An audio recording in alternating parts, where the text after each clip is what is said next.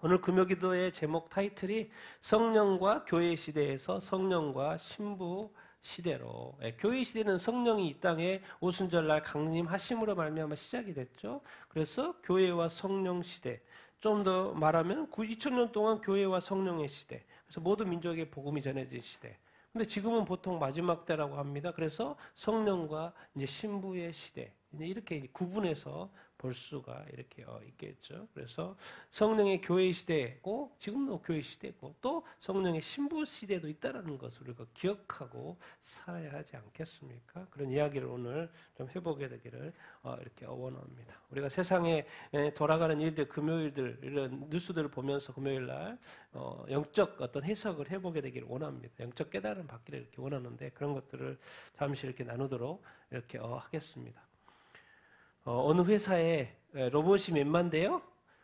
100만 대입니다. 100만 대. 지금 현재 100만 대예요. 로봇이 100만 대가 움직이고 있어요. 이 글로벌 기업에. 배송의 75%가 로봇이 합니다. 자동화 되어 있습니다. 이 회사 어디겠습니까? 네, 어디예요? 아마존입니다. 아마존. 네, 아마존. 네, 아마존. 네. AI 발전으로 향후 몇 년 안에 전체 인력을 뭐예요? 네, 감축할 것이다. 이 회사에 지금 이미 100만 대의 로봇이 움직이고 있다. 상상이 됩니까? 이렇게 기술이 발전이라는 것은 인류에게 큰 혜택을 주죠. 사람이 힘들지 않게 일해도 되는 그런 일들을 누가 대신해요? 로봇이 대신하는 시대에 이렇게 왔고 이 회사에만 지금 100만 대가 있고 앞으로는 뭐 200만 대도 하겠죠. 계속해서 더 늘어 갈 것이겠지요. 그러다 보니까 자꾸 사람들은 인력은 감축하게 되는 어떤 상황이 이렇게 생기는 것을 이렇게 볼 수 이렇게 있습니다. 자, 독일도 AI 휴머노이드죠. AI가 있는 탑재된 AI 휴머노이드. 근데 몇 세대? 몇 세대? 3세대. 1세대, 2세대, 3세대. 3세대 휴머노이드는 어느 정도일까요? 인지하고 협업도 가능하고 자율학습이 가능한 고성능 로봇이요. 뭐요? 자기가 학습도 하고 이제 가르쳐주기도 하겠죠. 가르쳐주기도 하고 물어보면 도와주기도 협업도 가능하고 인지한다니까요. 독일 게 지금 각 나라에서 이 휴머노이드를 만들어내고 지금 이제 올해부터 생산이 되잖아요. 생산이 돼요. 한국도 만들까 안 만들까요? 올해 가을에 나옵니다. 올해 가을에 나와요. 저거 국산입니다. 국산 휴머노이드 이그리스 C 사전 계약을 받고 있고 근데 가격이 좀 비싸요. 얼마요? 1억 5천. 올 가을에 나옵니다. 올 가을에 1억 5천만 내시면 올 가을에 휴머노이드를 인간 로봇 휴머노이드를 여러분 가질 수 이렇게 있어요. 150cm 키에 좀 작은 편이고 몸무게가 몇 킬로? 50여 킬로. 좀 아담한 크기. 근데 아주 유연하게 작동한다고 합니다. 아주 유연하게. 3세대 로봇이 지금 나오고 있고 유연하게 작동하는 로봇이 나오고 있고 대화가 가능한 로봇이 나오고 뭐 질문하면 답을 줄 수 있는 로봇 시대가 이렇게 됐고 또 이렇게 좀 몸이 거동 불편한 사람들 도와줄 수 있는 로봇 이런 시대. 이제 이게 실제로 우리 주변에서 돌아다니게 되는 시대에 우리가 살고 이렇게 있습니다. 우리 교수님이 하시는 말씀 캡처를 해봤는데 AI로 대체될 가능성이 높은 직업이 어떤 직업이냐? 어떤 직업? 무슨 업무를 하는 거? 반복적인 업무를 하는 직업들은 대부분 바뀐다. AI가 대체한다. AI가 요즘 이제 미국에 여기에 이렇게 면접을 가면 이런 질문을 한답니다. 미국에 직장에 가서 면접을 보는데 이런 질문을 던진대요. AI가 당신을 대체할 수 없다는 사실을 증명해 주시오. 요즘 이런 질문을 던진대요. 미국 기업들이 입사하러 면접 보러 가면 내가 당신을 고용하는 데 있어서 AI가 대체하지 못할 정도의 왜 너를 당신 정도 이렇게 채용을 해야 되는지 그 질문을 던진답니다. 만약에 그 답을 못하면 안 되는 거죠. 이 정도로 지금 AI가 이 삶의 어떤 직장에 영향을 미치고 있는 시대에 우리가 살고 이렇게 있습니다. 그리고 이제 제가 자주 계속 같이 겸해서 늘 이야기하는 게 스테이블 코인 이야기하죠. 벌써 이제 지니어스 법안이 통과가 됐습니다. 미국에서 이제 스테이블 코인이 통과가 됐어요. 이제 달러 패권이 위협할 수도 있다. 과연 어떻게 될지 모르겠지만 이제 이 스테이블 코인이 글로벌 지급 결제가 이제 가능해지는 시대, 이제 이 스테이블 코인이 달러로 대체하는 시대가 같이 왔다는 거예요.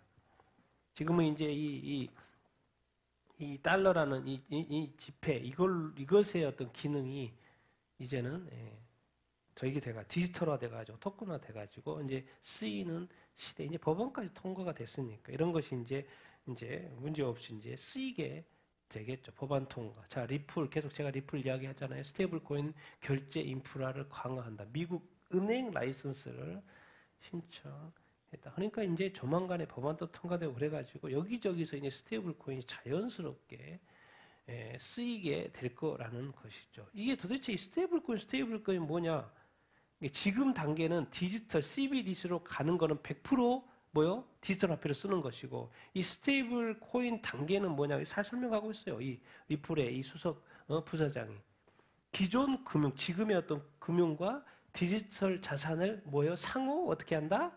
운용한다. 뭐 같이 쓴다는 거예요. 그러니까 지금 CBDC 중앙화폐로 가기 전에, 그러니까 우리가 이제 요한계시록의 7년 대환란에 되면 이제 정말 디지털 화폐 CBDC만 100% 쓰게 될 텐데, 그러니까 그냥 일반했던 기존 금융은 이제 종이가 돼버리는 거예요. 그러니까 우리는 무조건 쓰기 위해서는 디지털 화폐로 전환할 수밖에 없죠. 근데 지금 이 완전 디지털화 되기 전에 지금 무슨 단계를 지금 거치고 있냐면 스테이블 코인을 단계를 거치고 있어요. 그래서 지금 각 나라마다, 기업마다, 은행마다, 지난주에 제가 국민은행 있죠. 계속 이제 나오는 거예요. 스테이블 코인을 발행을 한다는 거예요. 그래서 지금 그 전 단계로, 그래서 잘 설명을 해서 기존 금융과 디지털 자산을 같이 쓰는다. 미래 금융의 핵심이 될 것이다. 그런데 이렇게 쓰다가 이제 디지털이 사람들이 다 익숙해지면 이제 바로 어디로 가는 거예요? 우리가 지금 동전이 없어지는 것처럼 이제 스테이블 코인도 아니고 CBDC 중앙화폐로 이렇게 가는 구조로 지금 그 인식을 가지고 있으면 됩니다. 이제 스테이블 코인도 이제 송금도 되고 결제도 되는 시대에 왔다는 거. 자, 네이버페이 많이 쓰잖아요. 네이버페이, 업비트, 디지털 자산의 그 회사 업비트 원화 스테이블 코인 사업 위에 협력한다. 이제 조금 있으면요 인터넷에 뜰 거예요. 뭐요? 네이버페이도 뭐로 쓸 수 있어요? 스테이블 코인으로 쓸 수 있는 시대가 온다는 거예요. 이제 조금 있으면 자연스럽게 됩니다. 이제 얼마 있지 않으면 이제 전 세계에 이렇게 쓰기 시작하면 뭐 우리 네이버페이 이제 조금 있으면 쓸 수 있게 되는 거예요.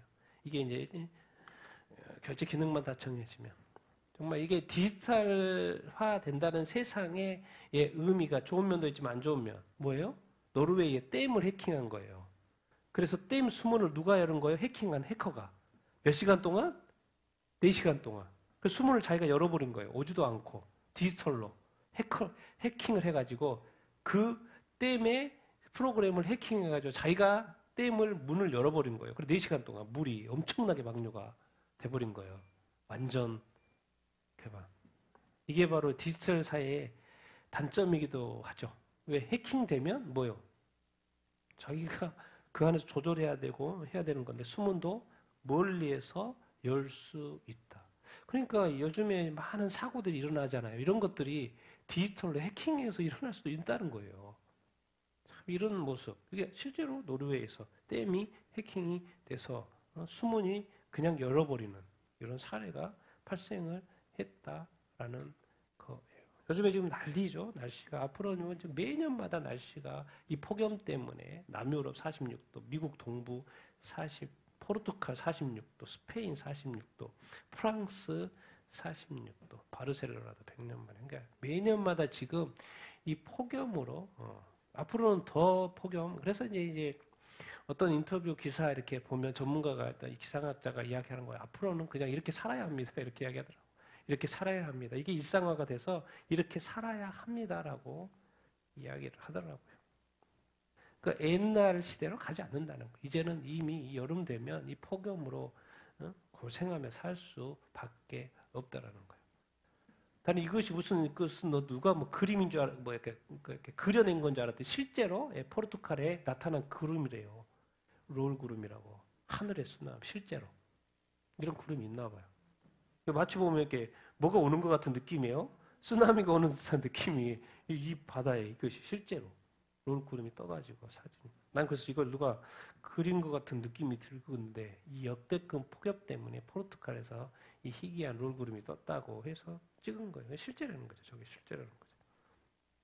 지금까지 보지 못한 그런 일들이 많이 일어나고 이렇게 있습니다. 실제로 일어나는 사건이고. 요즘 한국은 뭐예요? 무슨 버그? 예, 러브버그 때문에 난리죠. 민원이 몇천 건이요? 예, 4천 건. 처음에는 러브버그 괜찮아요 하다가 지금 이제 하도 신고가 많이 들어오니까 이제 정부에서 방역 들어갔죠. 정부에서 방역 들어갔습니다. 너무 많은 청원이 이렇게 있다, 민원이 이렇게 있다 보니까 러브버그. 근데 이걸 이제 보는 관점, 러브버그 또 작년에 저거로 거래도 생겼네.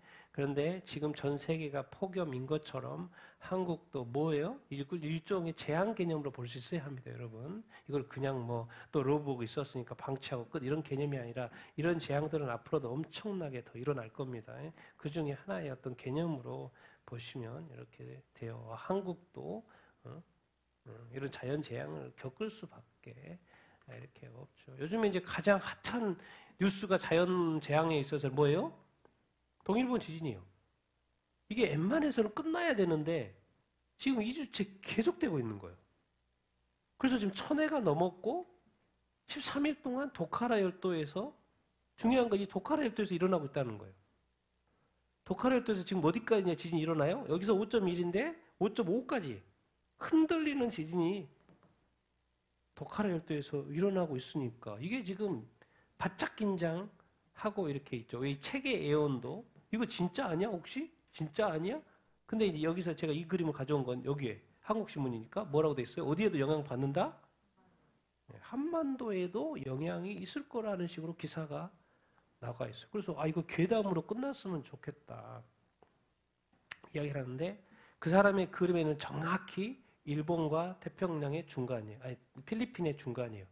그러니까 일본 당연히 코리아, 차이나, 대만, 필리핀, 팔라우, 괌까지 영향을 받을 거라는 식으로 표현이 돼 있어요. 그 책에는. 일본만, 일본은 이제 미리 대비를 잘하고 있는 것이고, 근데 여러 나라가 왜 이제 보통은 이제 그 지하 화산, 수중에 있는 그 화산이 폭발한다. 이런 식으로 표현이 되어 있으니까. 그러니까는 저게 일어나면 저 주변엔 해당 나라들도 준비를 해야 되는 것이죠. 근데 지금 이 지역이 어디 지역이라 그랬어요? 어디 지역이라 그랬어요? 지금 도카라 지역에서 일어나고 있어요. 근데 여기는 무슨 법칙이 있냐면 도카라 법칙이 있어요. 도카라의 열도에서 지진이 발생하면 보통은 지금까지 그 일본 역사상 다른 지역에서도 지진이 발생을 했다는 거예요. 그러니까 이게 그냥 그 꿈속에서 봤다는 이야기는 좀 아닐 수도 있잖아요. 그런데 지금 일본은 워낙 지진이 많이 일어나잖아요. 근데 그 지진이 워낙 많이 일어나는데 도카라에서 꼭 일어나면 꼭 다른 데서 꼭 일어나더라는 거예요.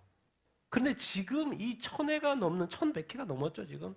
1000회가 넘는 그 지진이 이제는 1, 2, 3, 4 이렇게 오든 이제 5.0까지 막 큰 지진까지 막 발생을 하고 있잖아요. 근데 그 지역이 하필 도카라인 거예요. 근데 일본 사람들의 인식에는 도카라에서 일어나면 다른 데서 일어난다는 거예요. 이게 진짜로 진짜 일어나려고 하나? 그냥 이거는 합리적인 의심을 할 수밖에 없어요. 합리적인 생각으로. 근데 이제 7월 5일은 이제 그것은 2021년 7월 5일 4시 18분인가 본 권고고 7월 5일은 일 수도 있고 아닐 수도 있고 7월이 내일이지 않습니까? 내일 새벽이었는데 그건 아닐 수도 있고 근데 7월로 돼 있습니다. 이 사전 그 책에는 7월 중으로 돼 있어. 7월로. 그러니까 어쨌든 그 징조인지 어쨌든 도카라에서 일어나고 있고 지금 2주째 흔들리고 있는.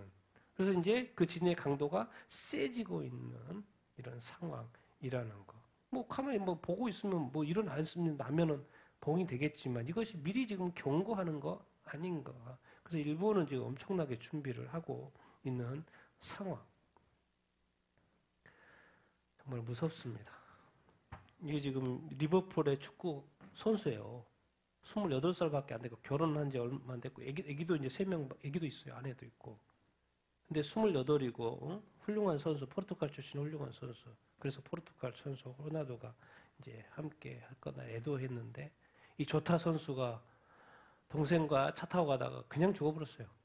아마 중앙선 넘어서 이렇게 앞지르려고 하는 과정에서 뭐 바퀴에 뭔가 이상이 생긴 것 같고 그러면서 그냥 하루아침에 죽어버렸어요. 리버풀 우승팀 아닙니까? 우승팀. 영국 EPL 프리미어리그에. 거기 아주 훌륭한 선수가 26밖에 안 됐고 아내도 있고 자녀가 3명이나 있는데 죽어버렸어요. 하루아침에. 이런 걸 보고 인생이 더덥다는 거죠. 연봉만 해도 어마어마하고 차도 그 최고의 차 람보르기니 그것이 또 그거 바퀴 문제가 생길 줄 어떻게 알았어요? 행복하게 아내도 있고 자녀도 3명이나 낳아서 이렇게 행복한데 참 인생이 이럴 수 있구나 그런 의미에서 제가 한번 이야기 나누는 거예요. 우리의 인생은 정말 우리가 계획한 대로 가지 않을 수도 있겠다. 어떻게 보면 최고의 영예를 누리고 있는 선수인데 하루아침에 가정도 자녀도 돈도 집도 아무 다 내려놓고 그럼 뭡니까? 인생 다음에는 누구예요? 하나님이죠. 이런 걸 이제 왜 나누니까 우리가 하나님을 늘 생각하면서 살아야 된다는 거예요. 하나님을 늘 생각하면서. 러시아 전쟁. 또 트럼프가 또 전화해서 푸틴한테 전화했는데 이게 진전이 없어. 이 푸틴은 왜 전쟁 끝낼 생각을 안 하지? 4년차 하고 있는데 왜 끝낼 생각을 안 하지?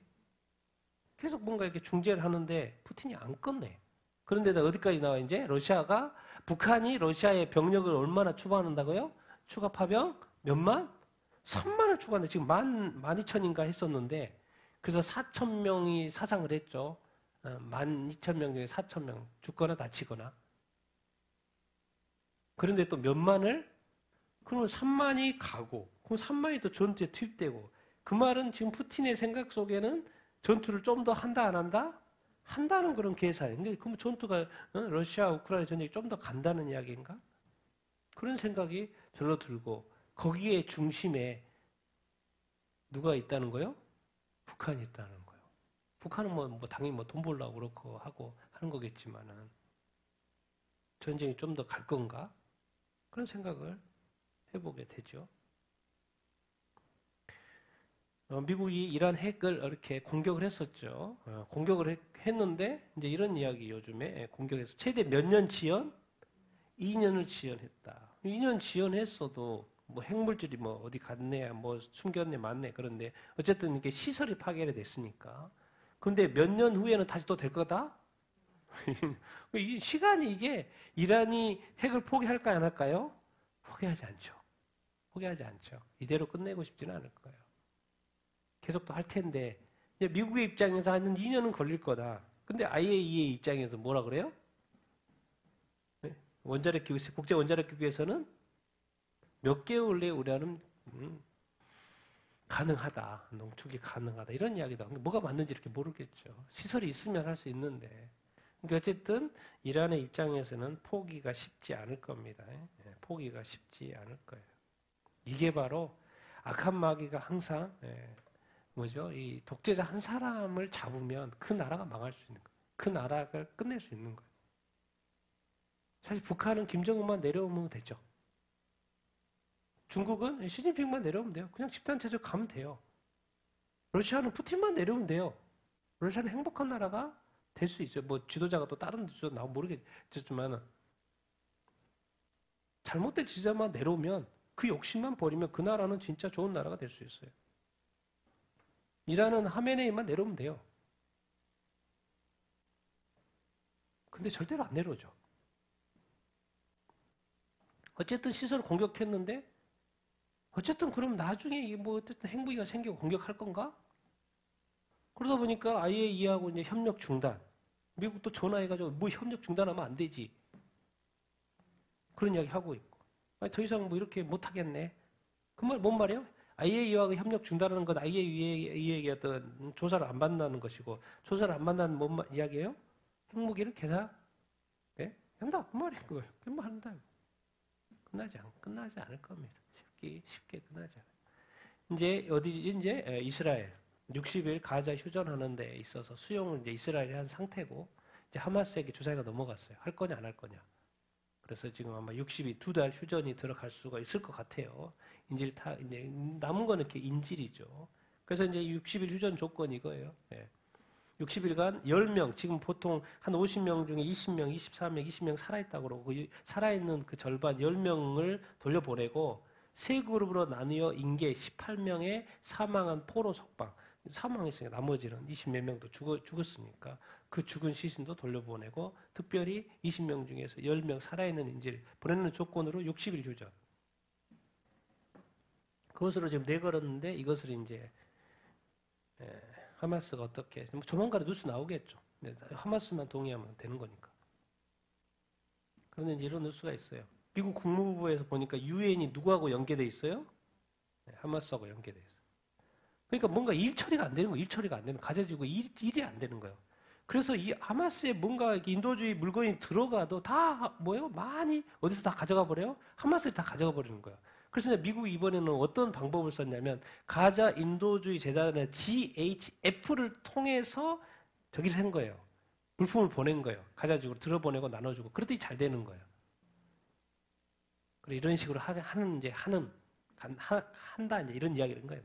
그래서 가자 지구 인도주의 재단으로 GHF를 통해서 3천만 달러 490억 원을 지원하기로 했다. 이거 잘하니까.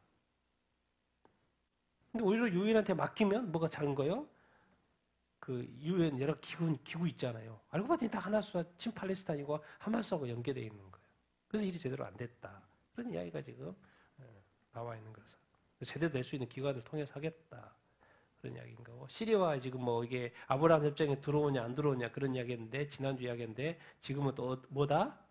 시기상조다. 지금은 이제 눈치 보는 거죠. 눈치 보는 거고. 뭐 시간 두고 보면 될 거고 어떻게 될지는. 이게 지금 트럼프가 지금 중동 질서를 완전히 새롭게 짜고 있다는 뉴스예요. 뉴스. 시리아 그리고 이란 또 레바논 이스라엘. 이스라엘 또 트럼프는 다음 주 월요일 날 워싱턴에 가서 트럼프 또 네탄야후는 만나고 거기에 또 무슨 결정을 하겠죠. 아마 가자지구 어떤 휴전 이야기를 아마 하지 않을까 그런 생각을 하고 그 레바논 아브라함 협정 포함할 시리아도 아브라함 협정에 들어왔으면 좋겠다 이하고 이란은 이제 핵 프로그램 완전 포기시키는 그런 이야기 이렇게입니다. 그래서 지금 중동의 질서를 트럼프가 나타나가지고 그냥 완전히 다 사실 지금 새롭게 짜고 있는 어떤 상황. 그래서 지금까지 EU도 트럼프하고 막 대립하다가 한 방에 그냥 이란 날려버리고 중동이 점잖해져 버리니까 아이고 우리도 같이 이렇게 해서 지금 막 EU도 친해지고 있죠. 트럼프하고 친해지고 이렇게 있는 상황. 그러니까 뭐예요? 2%를 지금 몇 프로를 올린다고요? 방위비를 국방비를 5% 올릴게요. 이렇게 하고 끝나요. 근데 이제 완전히 트럼프가 중동 질서를 새롭게 짜고 있고 지금 잘 되어져 가고 이렇게 있고 미국 뉴스예요. 학부모가 반유대주의 괴롭힘을 신고를 했어요. 학교에다가. 그런데 형제 자매를 뭐 해버렸어요? 퇴학시켜버렸어요. 미국의 학부모가 우리 자녀들이 반유대주의 괴롭힘을 당하고 있다. 신고했는데 그 자녀들을 퇴학시켜버린 거죠. 그래서 소송을 걸어다. 유대인 학생 3명을 퇴학시킨 혐의로 소송 건다. 미국도 이게 이 반유대주의가 이게 장난이 아니라는 이야기. 반유대주의 장난이 아니라 지금도 당연히 그렇지만은 유대인들이 이러니 당연히 이스라엘로 돌아갈 수밖에 없죠. 이스라엘 신문에 들어가면 이게 있어요. 알리야를 위한 시간. 해외 이스라엘인과 디아스포라 유대인들을 어서 오십시오. 어서 오십시오. 그 기사가 쭉 돼 있어요. 어서 오십시오. 유대인의 미래는 여기에 있습니다. 이스라엘에 있습니다. 집으로 돌아오십시오. 우리는 즉시 올라가야 합니다. 민수기에 나와 있잖아요. 성경에 여기 알리야 해야 되잖아요. 미국, 프랑스, 영국에 있는 디아스포라 유대인 형제 여러분 호소합니다. 알리야 하십시오. 우리의 미래는 어디에 있어요? 이스라엘 땅으로. 그러니까 전 세계에 지금 많은 어떤 반유대주의. 미국도 저렇게 그러잖아요. 그러면 지금 미국에 제일 유대인들이 많은데 미국 또 프랑스 제일 또 반유대주의가 센 또 프랑스 또 영국 유대인들 딱 어떻게 보면 또 세 나라를 또 지목했는데 여기에 많으니까 많이 알리할 것 같습니까? 안 할 것 같습니까? 많이 할 수밖에 없을 거예요. 많이 할 수밖에 없어요. 그러니까 지금 이스라엘이 앞으로도 이제 이스라엘이 또 약간 평화 정태로 가면은 또 많이 갈까 안 갈까요? 많이 가겠죠. 그러니까 뭔가 흐름이 지금 알리야를 많이 하는 구조로 가고 있다는 것도 기억하면 좋고, 이스라엘에 있는 사람이 쓴 글이에요. 이스라엘 신문에 보면은 이스라엘에서 성경 투어를 전문으로 하는 저널리스트이자 공인 투어 가이드라는 사람이 이런 글을 썼길래 이스라엘의 아메리카다 이런 단어를 썼어요. 이스라엘의 아메리카. 249번째 생일 축하. 무슨 생일이겠습니까? 아메리카 249일째. 오늘입니다. 오늘 7월 4일 1776년 미국 독립기념일입니다. 독립기념 오늘이 독립기념일. 그래서 이제 이스라엘 사람인 것 같은데 이스라엘 아메리카 149번째 생일 축하한다고 하면서 이 사람은 가이드니까 좀 알겠죠. 그러니까 몇 가지 이야기를 했는데 알고 봤더니 이런 공통점이 있는 거죠. 두 나라 모두 어느 나라부터 독립을 했어요? 영국으로부터. 그렇잖아요. 영국에서 이렇게 아메리카 대륙으로 가서 거기서 또 싸웠다가 1776년에 영국으로부터 독립을 했죠. 그래서 이렇게 기독교 국가가 개신교 국가가 탄생한 거 아닙니까? 그런데 지금 이스라엘 땅도 2차 대전 때 누가 또 이렇게 다스리고 있었어요? 영국이 다스리고 있었죠. 그래서 영국으로부터 또 독립하면서 이스라엘이 또 이렇게 만들어지게 된 조건이 좀 비슷하잖아요. 조건 두 나라 미국도 그렇고 영국도 그렇고. 그리고 이제 이스라엘이 딱 1948년도 5월 14일 날 독립을 딱 하자마자 누가 2시간 만에 누가 축하한다고 10분 만에 불과 10분 만에 누가 축하 편지를 보냈어요? 미국 대통령. 그 당시 해리 트루먼 대통령이 편지를 딱 썼어요. 근데 가장 먼저 축하해 준 나라가 어디였어요? 미국이었어요. 뭔가 이스라엘하고는 그 사람이 이스라엘의 미국이라고 아메리카라고 표현한 이유가 이스라엘을 가장 먼저 인정해 준 나라가 미국이었다. 이 큰 그림에 있어서 이 개신교, 이 미국이라는 나라가 만들어졌고 그 이유는 뭔가 또 이스라엘을 축복하기 위한 또 하나님의 크신 뜻이 있는 것이 아닌가 그런 것을 볼 수 이렇게 있습니다. 그리고 이제 9.11 테러 2001년도 9.11 테러 사건이 있었죠. 근데 이제 저도 몰랐는데 이스라엘의 예루살렘의 외곽에 또 9.11 테러에 사망한 2,996명의 이름이 새겨진 유일한 또 이렇게 무슨 동산 이런 기념 광장이 있나 봐요. 그게 어디에 있어요? 예루살렘 외곽에. 당연히 미국엔 있죠. 거기에 있는데 또 어디에 있어요? 유일하게 이스라엘에 있어요. 그러니까 어쨌든 이 미국과 이스라엘은 뭔가 연관이 이렇게 있는 것을 이렇게 볼 수 이렇게 있습니다. 그래서 이게 우리가 큰 그림에 있어서는 왜 이 땅에 뭐 1948년도까지는 이스라엘이 없었잖아요. 이스라엘이 생기고 지금까지 있어요. 근데 그 중심에는 또 누구의 도움이 있었기 때문에 미국의 도움이 있었기 때문에 참 이 큰 그림을 이렇게 보면 지금의 또 이스라엘의 이 전쟁 그리고 거기에 누구 지원이 있기 때문에 이게 또 가능한 거예요? 미국의 지원이 있기 때문에 또 여기까지 올 수 있었던 거 아니겠습니까? 이 세상의 역사요. 참. 이거 요즘에 가장 이제 한국에서 이슈가 되는 뉴스를 잘 안 다뤄서 그렇지 가장 심각한 뉴스죠. 북한 핵 폐수 방류 평산에서 서울 수도권 국회일보 1,000만 명 암, 기형아, 출산 등 심각한 건강 피해, 사회 경제적 폭이 예상이 된다. 이런 기사가 이렇게 올라와 이렇게 있죠. 그러니까 원래 유라늄 정령 공장이고 여기 슬러지, 여기 침전 이쪽으로 보내서 여기서 침전시키는 건데 여기가 가득 차가지고 이제는 방류할 수밖에 없는 거죠. 근데 이게 방류를 하다 보니까 예성 강으로 해서 남한으로 밑에 대한민국으로 내려오는 그런 구조인 거예요. 그러니까 여기서는 이제 계속 보낼 수밖에 없어요. 왜? 여기가 다 차버렸으니까. 그러니까 앞으로 계속 내려온다는 거예요. 핵폐수가. 작년부터 내렸다 그랬죠? 이미 많이 내려오고 있는 것이죠. 그런데 이제 이런 뉴스도 누가 올렸어. 북한에서 일본 그 후쿠시마 폐수 바다로 보낸다고 했을 때 반일 선동하라고 또 지령을 내렸었나 봐요. 후쿠시마에 대해서. 우리 대한민국에다 난리였죠. 이게 다 뭐예요? 누구 지령이었다는 거예요? 북한 지령이었다는 거예요. 지금 근데 평산에서 내려오는 핵 폐수는 몇 배? 일본의 몇 배요? 50배. 정말 이렇게 이 한국에는 어떻게 보면 북한 지령을 받는 민노총도 있고 뭐 여기저기서 간첩이 뭐 쏘도록 하니까 한국에는 모든 것들이 북한의 지령에 의해서 많은 부분이 되고 있는 거야. 그래서 저도 이제 지도 누가 지도를 올렸길래 나도 궁금해가지고 네이버 지도 다음 주도에 가봤어요. 여기가 지금 거기니까 침전 된지인 거니까 당연히 여기에 이쪽으로 흘러 나와요 안 나와요? 흘러 나와죠. 근데 이걸 지웠어요. 네이버 지도 다음 지도가 가면 없어요. 지금 가면 없어요. 전에 있었는데 없어요. 자 그럼 생각을 합시다. 이 지도를 만든 담당자는 왜 지웠을까? 그럼 누군가가 말을 했겠죠. 누가 다음으로 연락이 왔겠죠. 그럼 다음으로 연락한 사람은 누굴까? 궁금하지 않아요? 이 지도를 지워버렸어. 원래 지도가 있는데. 그럼 네이버도 가봤죠. 네이버도 가보고 다음도 가봤어요. 똑같이 없어. 이걸 여기가 똑같은 어딘 지역을 알려면 개성을 보면 오른쪽에 항상 개성이 있어요. 개성하고. 그러면 이제 위성사진 또 봤죠. 제가 위성사진 딱 보니까 있어요 없어요? 위성사진으로 보면 이것까지는 못 지워죠. 그림은 지워도 이거 실제적인 사진은 못 지워죠. 위성사진은. 그거 있잖아요. 네이버에도 있어요. 그럼 다음은 있을까 없을까요? 다음 있어요 없어요? 당연히 있잖아. 그럼 또 이제 궁금하잖아요. 구글도 있나? 구글도 가봤더니 있어요 없어요?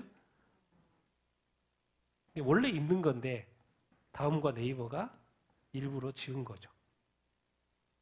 자기가 지우고 싶어서 지웠겠습니까? 위에서 지우라고 말했으니까 지웠을 거예요. 자, 그 말은 뭔 말이에요?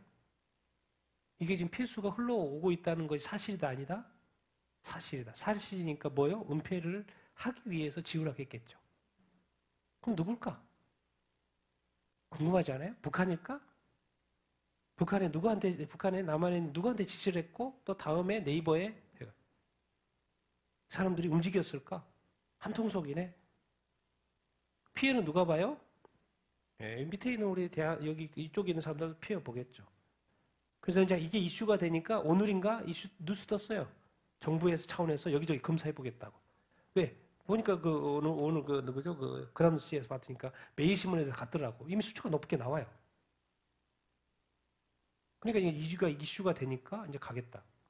봅시다 어떻게 하는지. 이건 군인 생명과 관련돼 있죠. 이렇게 이야기하잖아요. 근데 그것을 이제 여기서 보낼 수밖에 없다니까요. 다른 방법을 쓰지 않는 이상 계속 흘러나온다는 이야기예요. 지도에 그 그림을 지웠다고, 길을 지웠다고 안 내려오는 게 아니잖아요. 강은 계속 있으니까. 어마어마한 어떤 피해를 입을 텐데, 이게 쌓이고 쌓여보세요. 이건 다른 문제보다 가장 중요한 문제입니다, 이거는. 무조건 끊어야 되는 거죠. 근데 이미 작년부터 내려오고 있었어. 바다이니까 순환 되기는 하겠지만, 대한민국의 가장 큰 이슈죠. 주변에 특별히 사는 사람들. 이거는 이렇게 러브버그 그 차원하고는 완전히 틀리죠. 차원 자체가 틀리죠. 우리 한국의 선관위에서 이게 요즘에 많이 뜨는 뉴스 왕후닝 때문에 제가 궁금해서 왕후닝 봤더니 또 이렇게 옛날 거 2020년도 거예요. 그 당시에 만들었을 때 나왔던 누가 또 캡처를 했더라고. 선관위 공식 유튜브 채널 민주주의와 리더십 거기에 첫 번째 누구요? 1, 2편이 그러면 선관위를 다 왕후닝을 잘 안다는 거죠. 그리고 왕후닝을 찬양하기 위해서 이제 만들었을 것이고 문제가 되니까 지금은 지웠던 것이고 왜 넘버원으로 왕후닝을 했을까? 그래서 선관위가 왜 이렇게 중국을 좋아하지? 1편부터 10편까지 했는데 1, 2편이 왕후닝 2, 3, 4편이 덩샤오핑 5, 6, 7, 8 앙게르트 메르켈 총리 마이크 폼페이오 그리고 맨 마지막에 또 중국 저우 언라이 답을 가르쳐 줄게요. 답을. 이걸 왜 만들었는지. 자기들이 설명하고 있어요. 이 프로그램 각국 지도자 리더십과 정치, 경제적 성과 등을 살펴 무엇을 알리려고? 선거의 중요성을 알리려고 했는데 그 첫 번째로 언급한 사람이 누구요? 왕후닝. 근데 이번에 이제 알게 돼. 전에는 몰랐는데 이제 이번에 존 밀스 대령이 말을 하면서 이제 관심을 갖게 돼서 저도 찾아보다 보니까 이렇게 나오는 거예요. 알고 봤더니 이 왕후닝과 관련해서의 포인트가 뭐예요? 선거였어. 선거이니까. 근데 거기서 받드는 사람이 첫 번째 지도자로서 소개한 사람이 왕후닝이에요. 근데 존 밀스 대령이 모든 부정선거의 원흉이 바로 뭐다? 왕후닝. 다 이어지는 것 같아요. 이것이 믿거나 말거나 아닙니까? 예, 점점 진실이 드러나고 있죠. 우리 요즘에 가장 핫 이슈가 뭐예요? 특활비. 윤 대통령 때는 특활비 다 제로로 만들었죠. 근데 이재명이 대통령 되고 나서 뭐라 그래요? 특활비 달라는 거예요. 그럼 뭔 말이냐 도대체. 사과해야지 그러면. 아니 그래도 우리 특활비 추경에도 올려야 되겠다. 그러니까 이거는 나라를 하는 게 아니라 자기가 원하는 대로 하는 거죠. 자기가 대통령이 아닐 때는 제로. 자기가 대통령이 될 때는 뭐 수십억씩 쓰고. 나라를 위한 게 아니죠, 지금. 개념 자체가. 정말 이 한국, 이제 이런 이거 드라마 만들려고 그래서 선생님이 남학생 제자, 학생 초등학교 5학년을 사랑해왔던 만화를 드라마로 만들려고 그랬죠. 근데 이게 결국 뭐가 됐어요? 무산이 됐어요. 제가 놀라운 것은 이게 몇 년도 만화인 거예요? 2015년도부터 2020년도까지 연재됐던 만화를 이번에 드라마로 만들려고 그랬어요. 그럼 이미 2015년도부터 이런 만화가 있었고 사람들이 많이 봤다는 거. 내가 사랑하는 초등. 한국도 이만큼이라는 거. 제가 그걸 알려드리려고. 뭐 동성애는 뭐 이제 일단 기본이고 그것이 이렇게 웹툰에 그냥 수두룩하게 있는 것이고. 근데 이미 2015년부터 이런 만화가 있었고 사람들이 쭉 많이 봤다는 거예요. 그래서 이것이 무르익었는지 이제 드라마까지 만들겠다고. 그런데 나라에서 난리 피우니까 안 한다. 안 하겠다고. 무산됐다고. 이 한국의 이 어떤 이 드라마 이 상황, 이 영적 상태가요. 여러분이 진짜 드라마 보면 정신이 썩을 수 있어요. 뭐 골라서 보면 되겠지만은 섞여서 많은 것들이 섞여 있어요. 여러분의 영혼을 갉아먹는 웹툰도 보더라도 골라서 봐야 재밌다고 막 보면은 주님이 싫어하는 그런 것들을 많이 볼 수도 있어요. 지금은 뭐 좋다고 보는 게 아니라 골라서 봐야 돼요. 안 볼 수 없다. 그럼 골라서 봐야 돼요. 딱 봐서 이거 아니다 그러면 무조건 돌아서 해야 돼요. 아니다니까 궁금하니까 본다? 죄를 짓는 거죠. 죄를 짓는 거. 자기가 그런 일을 안 해도 그런 것을 보고 있는 것은 죄죠 또. 머릿속에 집어넣고 있으니까.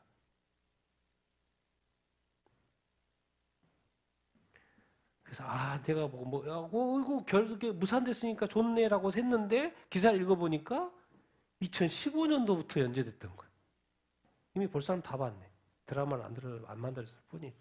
이만큼의 이 한국의 정신 상태, 이 동성애라든가 이런 이 도덕적인 타락은 정말 제가 볼 때 진짜 한국은 까보면 소돔과 고모라가 아닐까 그런 생각을 해보게 돼요.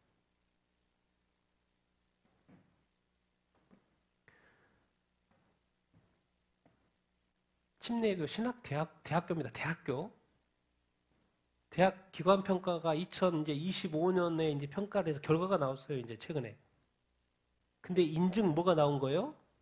기독교 대학의 유예가 나온 거예요. 2년 동안 다시 보고 하는 거예요. 7개 대학 평가가 이렇게 나왔는데 세 곳은 조건부 인증 서울 기독대, 서울 장신대, 칼빈대. 근데 두 곳이 인증 유예인데 그 중에 하나가 침신. 두 곳은 뭐예요? 불인정 판정. 불인정 판정이 뭐예요? 국가 지원이 없으니까 국가 장학금 안 되잖아요. 뭐 안 되잖아요. 그럼 문 닫으라는 이야기죠. 그러니까 침신대가 난리가 난 거예요. 그리고 다시 이제 교단에서 난리가 나서 조사 들어간다고. 왜요? 뭐냐면 인증 유예라는 게 조건이 뭐냐면 신입생, 재학생 충원율, 교원 학보율이 기준에 미달돼요. 그러면 이제 뭔 상황이 발생하냐면 보통 요즘 대학생들은 뭘 해요? 다 국가장학금을 지원을 하죠. 국가장학금을 안 지원 못해요. 안 해줘요. 자, 그러면 국가장학금 없이 침신대를 누가 가려고 하겠습니까? 안 가려고 그러죠. 그러면 또 당연히 교원은 둘째치고 재학생 충원이 될까 안 될까요? 신입생이? 안 되겠죠. 신입생 충원이 안 되겠죠. 그리고 2년 후에 이거를 다시 재평가해보면 내가 볼 때는 불인정 판정을 받을 확률이 더 높죠. 침시대 이렇게 문 닫게 생겼어요. 그러니까 지금 교단이 깜짝 놀래가지고 조사 들어간다는 거예요. 왜 이렇게까지 됐냐고. 하여튼 기독교 대학이 잘 돼야 되는데 기독교 대학은 또 기독교인들이 뭐 오는 대학인가?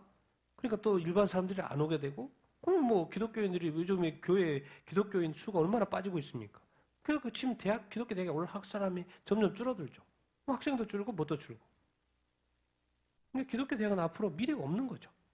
그런데다가 막 정부에서는 기독교 이념 뭐 못하게 하니까 법을 막 바꾸려고 하니까 정말 이 기독교 대학이 살아야 되는데 어려운 상황에 있다. 여러분이 인도 해군 정말 나쁜 몹쓸 짓을 하는 거죠. 이렇게 하면 안 되는데. 이게 로힝야족은 이제 이게 벵글라데시의 사실 이제 무슬림인데 로힝야 중에도 누가 있는 거예요? 기독교인들이 있는 거예요. 그런데 중요한 건 로힝야 난민이 38명이에요. 구금하다가 추방을 했어요. 근데 추방을 어떻게 했냐? 거기에는 15명의 기독교인이 있고 여성도 있고 노인도 있어요. 근데 이 공군이 해군 함정에다 이 사람을 싣고 국제 바다에다 버려버린 거예요, 그냥. 근데 거기에 15명의 기독교인 로힝야 난민이 있었다는 거예요. 그래서 생사불명이라는 거죠, 지금. 그리고 뭐 기독교이라는 이름으로 군인들에게 폭행당하는 것도 있고, 기독교라는 이름으로. 보통은 이제 무슬림인데 또 그 중에는 또 기독교에도 있는 거예요. 어떻게 제정신이 어떻게 추방도 추방이지 어떻게 바다에다 버려버리냐고. 인간의 이 사고가 어떻게 이럴 수 있나 이런 생각이 절로 들어요. 아니 그냥 땅에다가 딴 데 들여놓으면 되지. 일단 기독교는 그렇지만 38명 자체가 지금 다 난민이니까.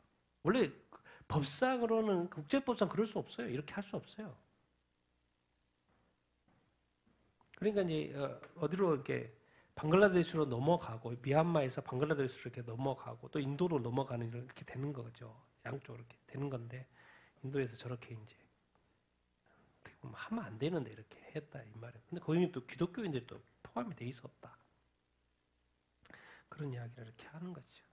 참 이렇게 무서운 뉴스들입니다. 이 사람의 목숨이 그냥 어떤 정치적인 논리 또 이렇게 어떤 종교적인 논리 이런 경제적인 논리에 의해서 이제 팔의 목숨만 또 못한 거죠. 팔의 목숨은 어떤 못해요. 그럼 보면 특히나 거기 또 기독교인이다. 그러면 더 난리쳐, 더 난리쳐. 지금 세상이 이렇게 가고 있습니다. 그걸 알라는 거예요. 마지막으로 이렇게 정리해 보는 거는 이런 거예요. 참 너무 올바르신 말이 조영기 변호사님이 이제 복음 통일 컨퍼런스 이렇게 이번 주 했죠. 오늘 끝나는 날인데 성경 비평 이걸 너무 똑바른 말로 성경 비평을 허용한 서구교회가 차별금지법을 저지하지 못했다. 성경 비평, 성경을 막 자갈자갈 이렇게 비평하다 보니까 이거 하나님 말씀 맞아? 아니야? 그래서 서구교회가 이 차별금지법이 통과된 그 이야기를 이렇게 풀어가는 거예요. 성혁명의 뿌리는 뭐다? 뭐다? 공산주의. 지금 왜 젠더 이야기의 이 뿌리가 뭐예요? 공산주의. 그냥 젠더 누가 사회적 성 인정한다 그런 게 아니라 의도적으로 만들어진 거죠. 성혁명이라는 거. 결국 뭘 무너뜨리려고? 가정과 뭘 무너뜨려요? 국가를 무너뜨리려고. 공산주의에서 만들어낸 그 뿌리, 성혁명. 근데 그거를 누가 또 적극 또 퍼뜨려요? 누가 퍼뜨려요? 유엔이. 각국에 입법하도록. 근데 유엔이 참 몹쓸 짓을 하는 거죠. 교회 입장에서는 개혁교회에 뿌렸던 어디요? 네덜란드가 뭐요? 지금 21세기에 들어와서 2001년도에 전 세계 처음으로 동성결혼 합법화를 한 나라죠. 개혁교회의 뿌리가 네덜란드예요. 근데 현재 동성결혼 합법화가 이루어졌어요. 그래 합법화를 했더니 네덜란드 교회가 어떻게 돼요? 세속화되고 나라가 어떻게 해요? 타락. 결국 예수 그리스도가 없어지는 거죠. 그러니까 맞는 거죠. 원래대로 된 거죠. 네덜란드가 수용했더니 동성결혼 합법화를 했더니 어떻게 된 거예요? 교회 무너지고 나라 무너지고 지금 뭐 돌이킬 생각도 안 하죠. 돌이킬 수도 없고 결국 뭐예요? 이 성혁명이나 이것은 공산주의가 원하는 대로 교회에 무너뜨리겠다는 거죠. 유럽 전역의 동성애 성전환을 미화하는 교육. 청소년이 알고 봤더니 누가 타락해요? 어른들이 유병인지 알았더니 결국에는 이것이 누구한테 영향이 가요? 청소년들한테. 그래서 청소년들의 성적 타락이 가속화돼요. 청교도 하면 영국이죠. 근데 여기가 영국이가 차별금지법이 통과가 됐어요. 근데 지금은 이제 무슨 국가가 됐다고 표현하고 있어요? 반기독교 국가가 됐어요. 길거리에 전도도 못해. 전도하면 잡아버리니까. 이렇게까지 표현하고 있어요.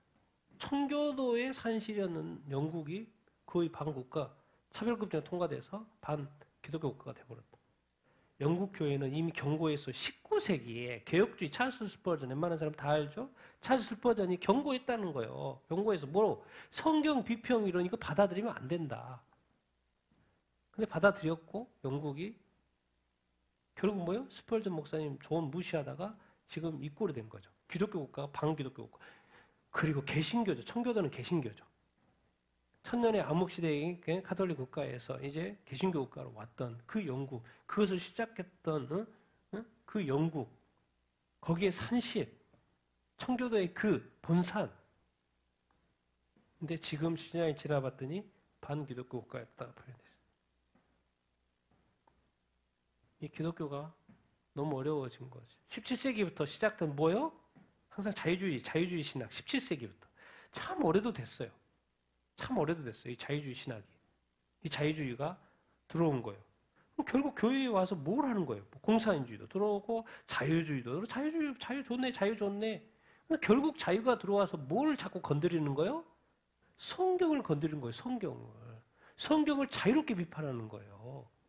그래서 설교 교회가 자유주의를 묵과했어요. 그러다 보니까 서구 교회에 대한 차별금지법이 자꾸 제정이 돼. 그래서 성혁명이 급속도로 커져. 근데 그것이 어디까지 갔어요? 미국까지. 그래서 미국도 자유주의 확산으로 교회에 선 동성애를 어떻게 자꾸 생각해요? 약자로 규정하다 보니까 차별금지법이 제정이 돼요? 안 돼요? 제정이 돼요. 그래서 이제 미국 나라에서도 동성결혼 합법화가 되더니 이제는 교단 총회에서도 뭘 해요? 동성결혼을 축복하고 동성 커플을 축복하고 동성애 목사 가능하게끔 만드는 구조로 통과가 됐죠. UMC나 PCUSA 미국 많은 교단들이 그래요 지금. 그리고 알고 봤더니 성혁명, 자유주의, 어떤 신학 이런 것들. 그러니까 동성애자를 자꾸 약자로 규정하는 거야. 우리는 지금 약자면 약자죠. 약자가 성이 관련해서만 약자입니까? 이 세상에 뭐 가난한 사람도 많고 장애인도 많고 정말 어린이 또 여성의 또 인권 약자들이 얼마나 많습니까? 근데 교회에서는 면밀을 해야 봤었어야죠. 이게 도대체 뭐였는지를. 근데 이것도 그냥 일반적인 하나를 본 거예요. 근데 이것을 통과시켰더니 20년이 지나 보니까 유럽 교회 싸그리, 유럽, 호주, 뉴질랜드 기독교 국가들이 다 차별금지를 통과해야 되고 이제 영국은 뭐 반기독교 저렇게 표현하고 있는데 뭐 심한 말인지 모르겠지만 반기독교 국가 됐고 네덜란드는 돌이킬 수 없는 나라가 돼버렸고 정말 서양 교회는 성경 비평을 학문의 자유니까 성경도 비평할 수 있지. 그랬더니 결국 사별금지법이 통과가 되고 성경 비평 하나님의 말씀을 쪼개고 부인하고 부정하고 아니라고부터 한번 시작해보고 비평해보고 그러더니 이게 지금 교만해져가지고 성경 위에 신학자가 있고 성경 위에 학문이 있고 절대적인 권위에 이 하나님의 말씀이 갈기갈기 찢기는 거죠. 별의별 신학이 나오고 별의별 해석이 나오고 그래서 저도 뭐 주석을 여러절에 많이 보고 다양하게 보려고 하고 한쪽만 해석 보려고 하는 것이 아니라 정확한 해석을 위해서 보시면 꼭 그 나와요. 비평 했던 이 어떤 그 해석들이 꼭 나와요. 어떤 사람은 이 학자는 이렇게 해석하고 이렇게 해석하고 그런데 이 흐름상 이렇게 이유는 이게 맞다라고 막 이렇게 설명을 해요. 몇 개를 예를 들어요. 성경 비평인 거죠. 허복란 선교사님 최근에도 제가 또 들어보고 88세가 됐어요, 벌써. 이제 할머니가 다 돼가지고. 할머니네, 할머니지, 지금. 근데 요즘에는 뭘 자꾸 이야기하면 대화하려는 이야기해요. 사람들 귀를 막고 있다는 거. 들어요, 안 들어요? 안 들은다고. 이건 또 요즘에 뭐 거의 뭐 매일처럼 이렇게 설교를 하고 다니니까. 어떻게 저 나이 드신 할머니가 어떻게 저렇게 힘도 있네. 한국, 또 뭐 미국. 그렇게 해서 쌩쌩한 목소리를 하죠. 또 들어봤어요. 이거 올라왔길래. 근데 사람들이 안 들은대. 귀가 닫혀 있대. 여러분이 정말 이렇게 동성결혼이 합법화되고 저출산 고령화, 자연재앙, 동성결혼한다는 것 무엇을 의미하는 거예요? 딴 거 없어요. 아기가 안 나온다는 거예요. 그런데 아기가 안 나오는데 또 무슨 시대인 거예요? 저출산이요. 나이만 먹어가는 사람들만 많아지는 거예요. 이게 무슨 말인 것 같습니까? 여러분? 딴 거 없어요. 왜 그래요? 지금까지 그래 본 적 없잖아요. 마지막 시대이기 때문에 그런다니까요. 애가 나오지 않아요. 동성결혼하니까 또 애가 더 안 나와요. 가중으로. 왜요? 왜? 생각을 해보세요. 왜? 조금만 생각을 해보십시오. 왜 애가 안 나오지? 왜 동성결혼 이렇게 합법화돼서 또 애를 더 안 나오게 하지? AI 지능, 휴머노이드, 인간 로봇, 디지털 화폐, 경제 통합, 종교 통합되고 세계적 지금 이제 적그리스도 나올 타임이고 이스라엘이 재건됐잖아요. 이란 핵시설이 파괴됐다니까. 이제 조금 지연이 됐어요. 이제 뭔가 하나님의 뜻 가운데 그 역사가 되니까 지연이 됐겠죠. 이란은 계속 할 거고 지연이 됐어요. 하나님의 때 시간에 맞춰져야 되니까. 트럼프가 왜 그다 바로 안 되고 4년 후에 됐어요? 하나님의 시간 때문에 그러는 거예요. 왜? 하마스가 침공할 때가 2023년도이기 때문에 전에 됐으면 안 되는 거죠. 그러니까 그 타임에 맞게 딱 되는 거예요. 그래서 지금 정리해주고 이란 핵도 정리해주고 그러다 보니까 시간이 또 벌게 됐어요. 뭔가 하나님이 또 트럼프를 당선시키고 또 죽을 사람을 또 살려가지고 해가지고 또 어떻게 더 신앙적으로 만들어놨어요. 그러니까 뭐 하여튼 강경하게 나가요. 이 모든 것이 뭐냐면 모든 것이 이제 한꺼번에 돌아가고 있는 이 그림에 뭐요? 종교, 세계 정부. 결국에는 이제 나올 게 뭐밖에 없냐면 뭐요? 적그리스도 나오는 것밖에 없어요. 근데 이 그림 속에 우리가 기억해야 될 것은 뭐예요? 교회의 입장을 항상 생각해야죠. 교회 입장에서. 아니 딱 신문 보니까 교회의 민족, 모든 민족 복음화가 거의 다 됐네? 신문 기사가 그렇게 나와요. 이제 10년이 뭐예요? 2033년이면 전 세계 모든 언어로 성경이 번역된다니까요. 이제 10년도 아니잖아요. 8년이에요, 8년. 그 어떤 신문은 2030년이라고 그러고 어떤 단체에서는 5년. 그야말로 예수님이 말씀하신 모든 민족의 복음이 전해지면 끝이 온다라는 그것이 지금 우리 눈앞에서 몇 년 안에 온다는 이야기가 그 실현이 되는 시대에 우리가 살고 있다니까요. 그런데 그 찰나에 이런 동성합법화 등 이런 것들이 휴먼 나오면서 궁극적으로는 뭐의 영향을 가장 많이 받아요? 교회가. 핍박을 받고 교회가 뭐예요? 쇠퇴하더라는 거예요. 이게 그냥 그림이 아니에요, 여러분. 이게 이렇게 한꺼번에 동시에 이렇게 되어져 있는 것이 성경의 예언대로 그 시간표, 누가 등장할 때가 됐으니까 적그리스도가 등장할 때가 됐으니까 그런 거예요. 성경 목사님이 제가 자주 듣는 목사님 설교를 지난주 주일 설교에는 내가 설교를 하는데 뭐 이렇게 들림 받는 거 그 이야기 막 그런 이야기를 하시는 거예요.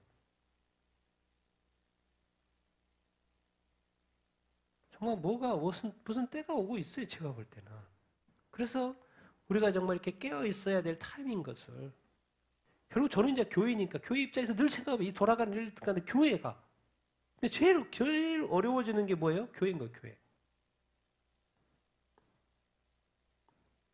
2000년 전과 후를 잠깐 설명해 보려고 하는데 같이 한번 읽겠습니다. 시작.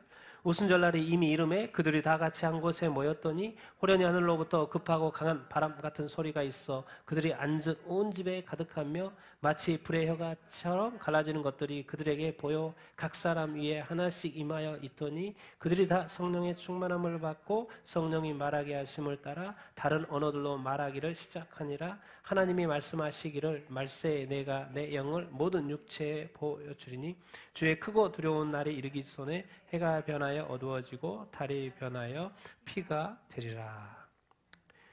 2000년 전에 예수님이 올라가시고 10일 후에 성령님이 오순절날에 내려오셨죠. 바람처럼 물처럼. 어디에 왔어요? 그때 그들이 120명 어디에 있었어요? 보통 마가의 다락방 집에 한 곳에 집에 있었어요. 이때는 교회가 있어요? 없어요? 교회가 없었죠. 그러니까 어디에 모여 있어요? 집에 모여 있어요. 집에 다락방에 집에 다락방 집에 다락방에 모여 있어요. 거기에 누가 오신 거예요? 성령님이 오신 거죠. 그래서 성령의 충만함을 받고 성령이 인도하시는 것을 보여줘요. 제자들이 어떻게 할까 어떻게 하는데 이제는 누가요? 성령이 오시더니 성령님이 예수님이 딱 오셔가지고 제자를 불러가지고 인도하잖아요. 그런 것처럼 이따 성령이 딱 오시는데 첫 번째로 하는 것이 성령님이 그들을 딱 인도하는 모습을 보여줘요. 그게 뭐예요? 성령이 말하게 하심을 따라 다른 언어로 말하는 거예요.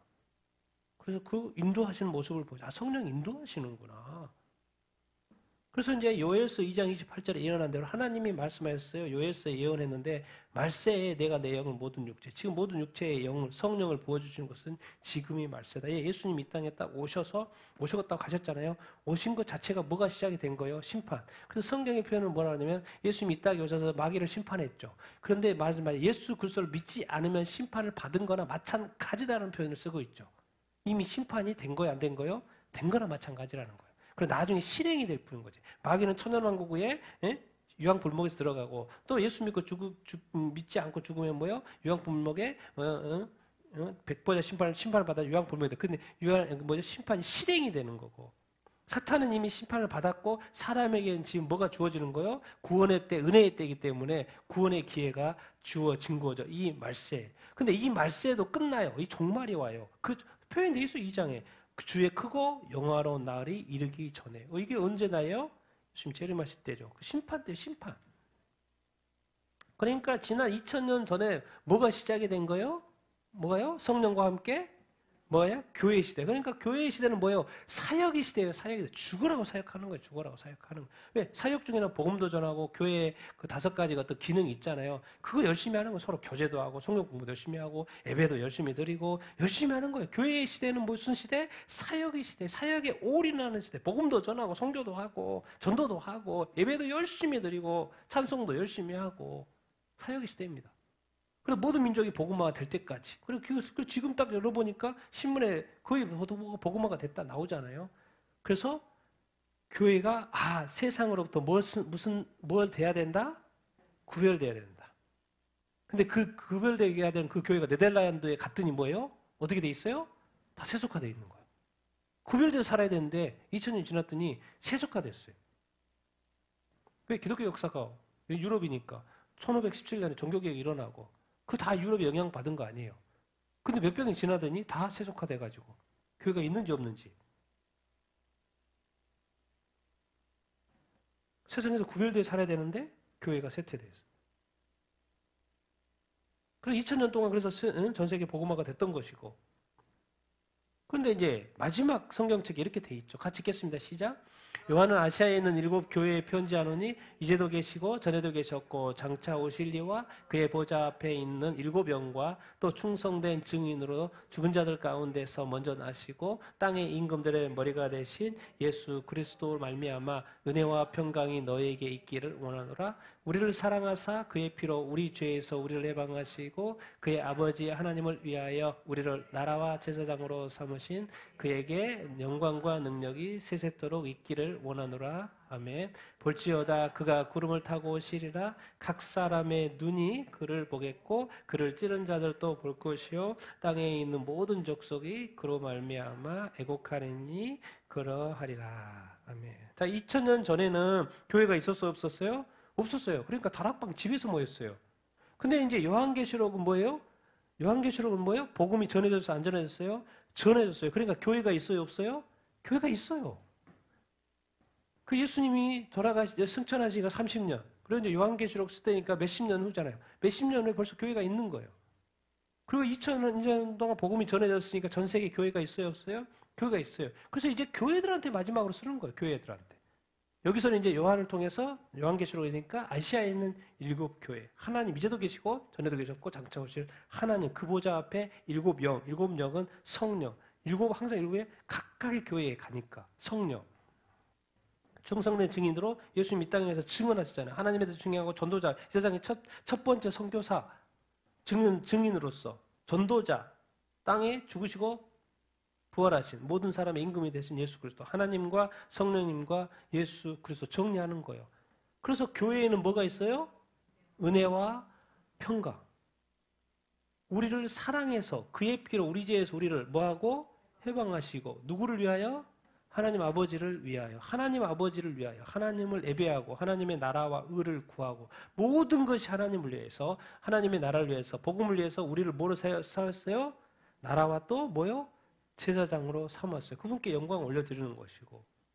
그런데 이 교회 시대가 끝나면 누가 오셔요? 다시 예수님이 뭘 타고 와요? 구름 타고 와요. 오면은 각 사람의 눈이 그를 뭐하고? 예수 어디 있지? 예수 어디 있지? 그런데 예수님 본다 안 본다? 본다. 그를 찌른 자들도 본다. 땅에 있는 모든 족속이 그런 말미암아 뭐하고? 왜곡하고. 여기에 있는 사람들은 애곡하고 교회들은 뭐하고? 은혜와 평강이 있고. 다르죠? 교회하고 안 믿는 사람은 틀려요. 주님이 다시 오도 교회에는 아무 상관이 없어요. 그런데 지금 이제 2000년 후는 지금 벌써 2000년이 지났어요. 예수님이 오신 지 2000년이 지났어요. 지금은 이제 이렇게 표현하고 싶어요. 성령과 무슨 시대? 교회 시대가 이제 거의 다 지나가고 무슨 시대? 신부 시대. 신부를 왜 신부라 그래요? 지금은 교회는 사역자였어요. 사역자. 그래서 사역을 열심히 하는 것이 장땡이었어요. 근데 지금은 마지막 때가 돼서 이제 뭐요? 신부의 어떤 이 영성, 신부라는 개념을 가져야 돼요. 왜? 이제 뭐가 곧 시작이 되니까? 결혼식이 시작이 되니까. 혼인잔치, 누구와? 주님과의 혼인잔치가 준비가 되니까 일하고 있으면 안 돼요. 당연히 일도 해야 되지만 반드시 뭐로서? 신부로서 준비가 돼 있는 상태에서 일을 해야지 일만 하고 있으면 안 된다니까요. 왜? 이제 내일 모레 결혼식에 참여해야 되니까 예복도 입고 있어야 되고 깨끗하게 단장도 하고 있어야지. 뭐 세상에 살다가 이럴 수도 있고 저럴 수도 있고 죄를 질 수도 있고 안 좋을 수도 있고 이렇다가 결혼식에 못 참여해요. 지금은 100% 퓨어 깨끗한 정결한 신부로서 준비된 상태에서 살아야 한다니까요.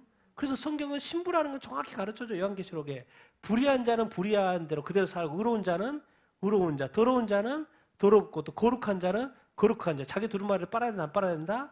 빠른 자가 복이 있다. 그러니까 신부는 뭐냐면 항상 의롭고 이제 또 신부는 어떤 사람? 항상 거룩하고 혹시라도 죄를 지어도 뭐 해야 된다? 빨리 두루마기를 빨아야 되는. 그래서 완전히 뭐 이렇게 분리된 구별된 신부의 삶을 살아야 돼요. 그러니까 성경의 맨 마지막 요한계시록의 맨 마지막 구절과 같은 거예요. 왜? 그 다음에 성경의 말씀에 이 예언의 말씀에 더하거나 빼면 너 저주받는다. 그리고 맨 마지막 아멘 주 예수 오시옵소서요.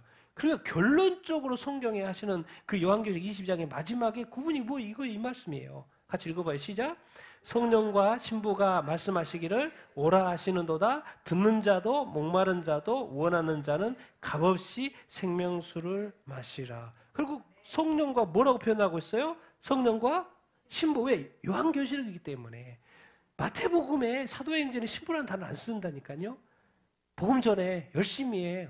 가까이 가서 복음 전하고 모든 민족 사랑하고 가서 복음 전하고 그렇게. 근데 요한계시록을 뭔 단어를 써요? 신부라는 단어를 쓴다니까요. 성령과 뭐요? 신부. 근데 신부는 아직까지 여기 2000년 전에 쓰여진 성경이잖아요. 그러니까 그 당시에도 여전히 뭐라고 써요? 와라. 복음 듣고 또 뭐요? 목마른 자 좀 와라. 그 뭔가 알고 싶으면 와라. 또 원하는 자, 좀 뭔가 좀 뭐 말하고 소망한 거 있으면 알아. 이 세상에 소망이 없다. 그럼 뭐 교회는 뭔가 있겠지. 내가 이 종교를 가져봤는데 여기 뭐가 없어. 그러니까 기독교 예수님을 믿어볼까? 이런 소망감이 있죠. 아, 내 삶이 그래. 혹시 나는 이렇더라도 주님은 또 다르겠지. 주님 함께 한번 가볼까? 뭔가 원하라. 와보면 뭘 준다는 거예요? 돈 내라고 준다는 뭐요? 생명수, 영생수, 영생수, 영생. 이것 맞으면 예수 믿으면 영생한다니까요. 영생수를 뭐 없이 준다? 값 없이 준다라는 거예요. 그러니까 제가 하고 싶은 말은 이 시대에 교회가 2000년 동안 복음이 전해지고 이상하게 21세기에 딱 들어오더니 교회가 타락하기 시작해요. 그 타락의 근원이 바로 성혁명의 그 공산의 뿌리, 그 뭐가 일어나요? 동성결혼 합법화가 일어나는 거예요. 그러더니 교회가 확 다운돼 버려요. 지금은 이제 돌이킬 수 없는 단계에 와 있어요. 왜? 교회 선진국들이 다 동성결혼 합법화되고, 이제 아시아도 복음은 동성결혼 합법화되기 시작하고, 한국은 되네 마네 이렇게 하고 있고, 뭐 성평등 가족부를 만드네 마네 이런 단계까지 와 있다니까요. 그 교회가 확 맛이 가게 되는 그것이 바로 차별금지법. 딴 거 없어요. 여러 개 할 필요 없어요. 하나만 하면 교회는 그냥 아웃해요. 마귀의 전략이죠. 그런데 알고 봤더니 이제 성경 번역하는 단체가 말해요. 지금으로부터 이제 몇 년 내에 전 세계 모든 언어로 성경이 번역이 됩니다. 완료가 됩니다. 그런 시대에 우리가 살고 있다니까요. 여러분이 10년 안에 죽을까요? 보통 안 죽겠죠. 그런데 앞으로 8년이면 2033년 전 세계 모든 언어로 성경이 번역이 된다고 그냥 신문기사에 나와요. 신문기사에. 그러니까 이렇게 말하는 거예요. 지금 88세죠. 할머니 선교사님이 저를 저렇게 자꾸 사람들이 깨어나도록 자꾸 말씀을 전하시지?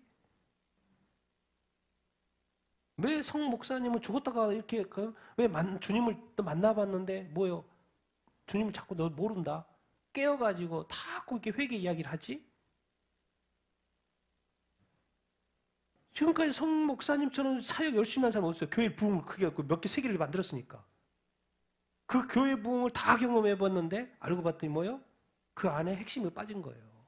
뭐요? 주님과의 관계가. 그러니까 뭐요? 뭐로 안 준 거예요? 그 주인이 예수님이 신랑인데 뭐로서 준비가 안 된 거예요? 신부로서. 그러니까 주님이 다시 한번 기회를 준 거죠. 만날 준비하라고. 그래서 지금 제가 말하는 거예요. 지금은 성령과 무슨 시대? 신부 시대니까요. 교회인 거 감사하게 되고 이 믿음 끝까지 지금은 너무나도 많은 사람들의 교회 쇠퇴 시대에 믿음이 이렇게 빠지고 있기 때문에 교회를 많이 떠나고 있기 때문에 교회는 쇠퇴하고 앞으로는 이제 뭐요? 교회가 핍박을 더 받을 거기 때문에 그건 이제 뭐요? 이제 전 세계적으로 핍박을 지금은 국가별로 민족별로 핍박을 받잖아요. 이제 나중에는 뭐요? 요한계시록 시대 되면 교회가 전 세계적으로 핍박을 받아요. 왜? 그 대장이 누구니까? 저 그리스도니까. 그래서 예수 믿는 사람을 가장 싫어하죠.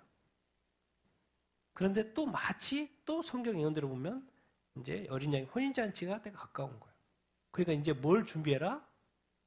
사역자도 이제는 신부로서 사역을 해라. 이제 성도도 신부로서 사역을 해라. 목회자도 신부로서 준비되어서 사역해라.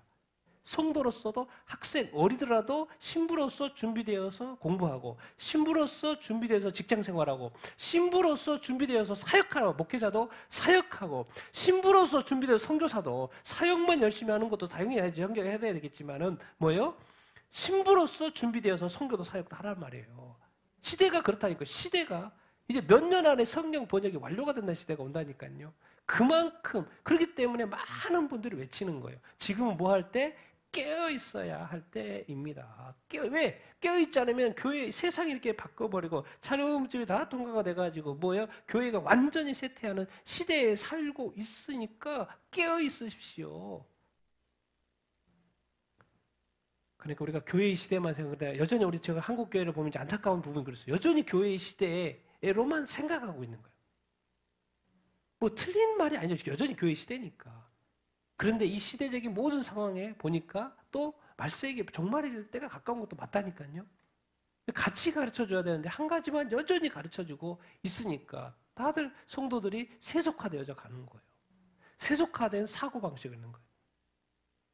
그러니까 교회가 더 막 분열되고 다투고 이 마지막 때는 사실 다툴 수밖에 없는데 다툼이 있어서는 안 돼요. 왜? 서로 준비돼야 되고 서로 준비시켜줘야 되고 서로 중보해야 되고 서로 살게끔. 주님 다시 오신다니까요. 근데 누가 이런 이야기 합니까? 누가 또 뭐 신부로서 준비된다는 말을 하면 또 무슨 종말론자 그렇게 이야기는 하고 있고. 80살, 제가 외치는 게 아니에요. 전 세계 모든 목사님이 말씀하시는 거 88세 할머니가 외치는 것이고 죽었다가 다시 살아난 목사님이 외치는 것이고 다른 수많은 목사님들이 외쳐요. 한국교회가 잠잠할 뿐이지. 한국교회 정치가 영원할 것 같습니까? 한국교회 이런 모든 것들이 다 영원할 것 같습니까? 한국에는 자유가 다 영원할 것 같습니까? 여러분의 건강이 영원할 것 같습니까? 여러분이 가지고 있는 부가 영원할 것 같습니까? 좋다 생각해 보십시오. 이 세상에 가지고 있는 모든 것을 가지고 있었어요. 연봉이 얼마인데. 그 행복한 가정도 하루아침에 끝났어요. 그럼 결국 누구를 만날 준비? 주님 만날 준비. 그러니까 남아있는 거죠. 그 숨부려서 준비되어 있나 안 준비했나. 그게 중요한 거죠. 그래서 다시 한번 또 말하는 거예요. 이 세상에만 뉴스를 보고 상황을 보면 볼수록 목회자로서 정말 우리 성도들이 한 사람 한 사람 더 깨어 있어야 되겠구나. 이 세상에 구원받지 못하면 무슨 의미입니까? 그래서 이 세상에 중요한 것들이 너무나도 많고 내가 좋아하는 것들이 너무나도 많지만은 그 중에 그 프라이오리티 우선순위 그것을 좀 첫 단추를 하나님한테 두자.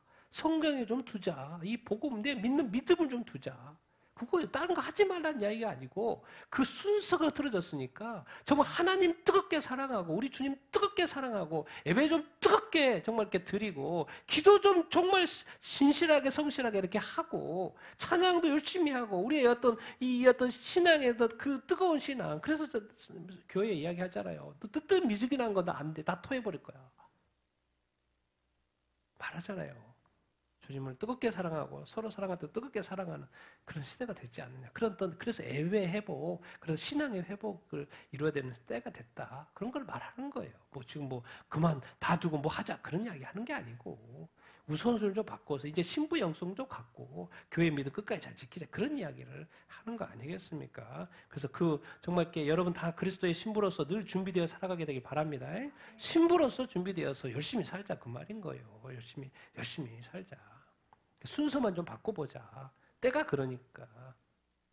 그런 이야기. 그래서 2000년 전과 2000년 동안과 지금 2000년 지난 이 시대의 이 영성이 성령과 지금은 신부의 시대, 성령과 신부의 시대라는 것을 기억하고 살게 되길 예수님의 이름으로 축원드립니다.